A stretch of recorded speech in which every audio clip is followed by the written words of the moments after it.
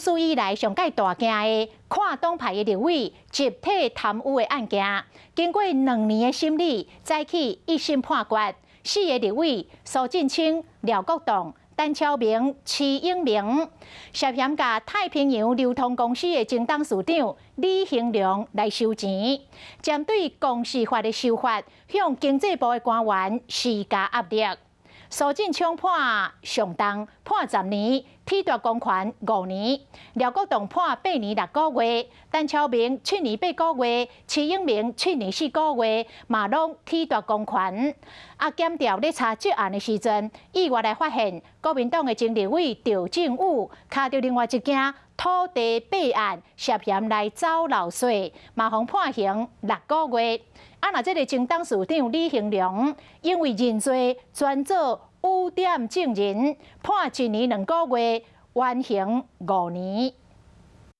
史上上大宗跨党派立委集体食钱案，经过2年审理，透早1审的宣判出来啊。被告苏振清、廖国栋及陈超明3位都是犯贪污治罪条例的不违背职务收受贿赂罪。1审宣判前泰利负责人李兴良判1年2个月，会当处罚金，佮支付2000万给公库。前立委苏振清是判10年，体大公权5年，没收2580万。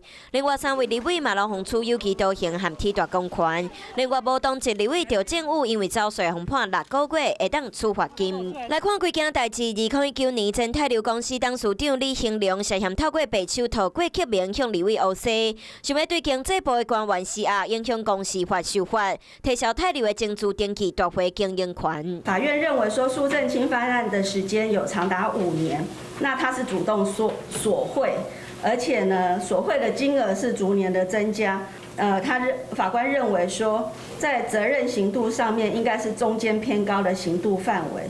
涉嫌污洗立委当中，苏振清收的钱上济高达2580万。检调展开搜查，判前国民党立委赵正武涉嫌另外一件土地弊案，涉嫌财产来源不明罪和走税，拢总依法起诉。台湾有史以来最大金额的官商勾结。对警察到审判，敢若李兴良和郭启明承认犯罪，希望法官会当罚较轻的。